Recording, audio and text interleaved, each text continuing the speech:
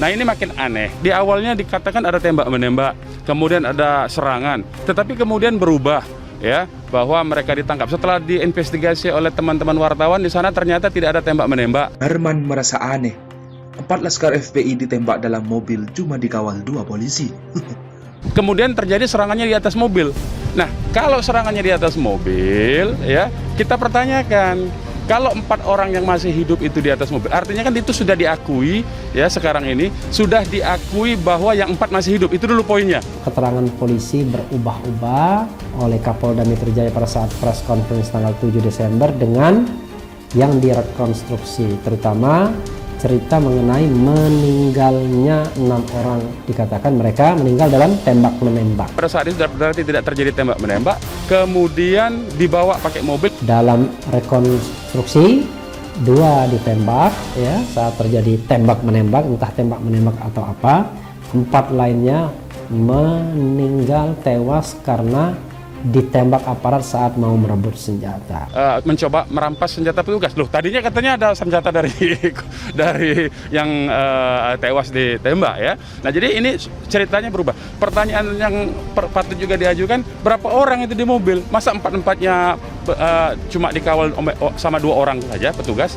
Nah, ini makin aneh ya, makin aneh. Dan kemudian dihabisi 4-4-nya. Sampai saat ini Presiden tidak melihat masalah ini sebagai masalah besar. Ya, karena yang tewas itu adalah anak-anak muda kita sendiri, tidak sedang melakukan tindak pidana, bukan teroris. Yang perlu digarisbawahi, mereka tidak tahu bahwa itu mobil petugas karena petugas menggunakan mobil preman dan tidak berseragam. Kita buat apa juga petugas menguntit atau mengikuti Habib Rizik kalau tidak punya agenda lain misalnya. Kita harus kembali pada komitmen kita sebagai negara hukum. Jangan sampai negara hukum ini dicederai dengan ambisi-ambisi tertentu. Tadi proses pemeriksaannya, beliau baru di proses tahap awal, belum masuk ke substansi pemeriksaan dengan pasal yang dituduhkan belum, ya.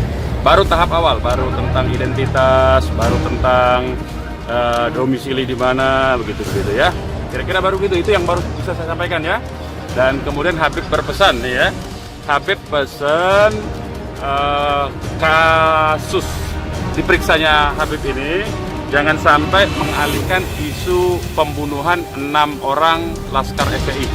Karena 6 orang itu adalah kasus dugaan pelanggaran HAM berat, maka tentu saja leading sektornya itu ada di Komnas HAM. Dan kita minta Komnas HAM untuk melakukan proses pendalaman dari yang dilakukan oleh Komnas sekarang ini, yaitu dari sekedar pemantauan ditingkatkan menjadi penyelidik. Tindakan yang diambil polisi sebanyak 95,8% masyarakat menyatakan tidak setuju. Penembakan tersebut jelas-jelas melanggar atau bertentangan dengan spiritualitas sila kedua, dan dalam konteks ini penembakan tersebut bisa terkategori tidak beradab. Benar-benar spiritualitas pendiri Pancasila ini seperti dilecehkan. Selaku warga negara berhak dilindungi. Nah, dalam konteks ini pula saya melihat tindakan aparat keamanan dalam hal ini kepolisian terhadap ke-6 laskar FPI ini benar-benar tidak mencerminkan spiritualitas bagaimana menjaga atau mengamalkan pasal 28D ayat 1 itu, sekaligus menodai spiritualitas sila kedua dari Pancasila itu. Kalau namanya tembak menembak berarti sepihak punya alat tembak, sepihak juga punya alat tembak. Artinya sama bersenjatanya. Kesimpulannya apa? Kedua-duanya sangat berhati-hati karena punya resiko kematian. Tahu-tahu 6 orang mati. Ini sangat nggak masuk akal.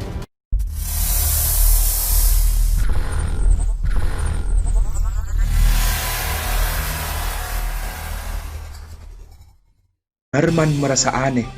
4 laskar FPI ditembak dalam mobil cuma dikawal 2 polisi. Gelora.com. Sekretaris Umum FPI Munarman merasa ada keanehan dalam adegan-adegan dalam rekonstruksi penembakan 6 laskar FPI di Tol Jakarta Cikampek. Terlebih soal penembakan 4 laskar di dalam mobil.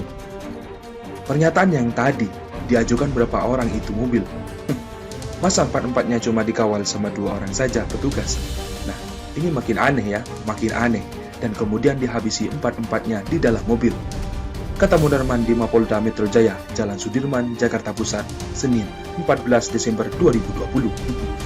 Selain itu, Munarman juga menyebut ada ketidakjelasan peristiwa yang disampaikan polisi dalam kejadian penembakan. Menurut Munarman, apa yang dikatakan polisi dalam keterangan pers oleh Kapolda Metro Jaya Irjen Fadil Imron dengan rekonstruksi berbeda. Kenapa? Tadi kan awalnya dikatakan ada tembak-menembak, kemudian ada serangan, tapi kemudian berubah bahwa mereka ditangkap.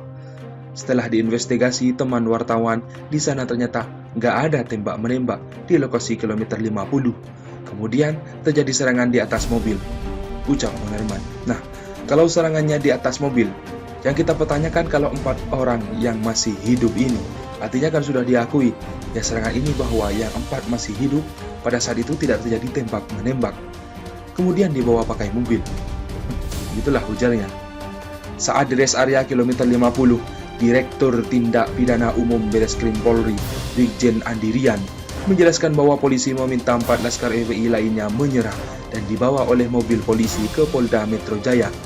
Tapi kata Andi, di TKP 4 atau kilometer 51 plus 200 laskar FPI melakukan perlawanan dengan merebut senjata polisi. Adegan di TKP 3 itu, 4 pelaku yang masih hidup itu diamankan ke dalam mobil dengan tujuan dibawa penyidik ke Polda Metro Jaya. Dalam perjalanan tidak jauh jaraknya dari kilometer 50 rest area sampai kilometer 51,2, terjadi penyerangan atau mencoba merebut senjata anggota. Begitulah ujar Andi. Dari pantauan saat rekonstruksi dalam perjalanan, laskar FPI yang hendak dibawa ke Polda Metro Jaya menyerang polisi.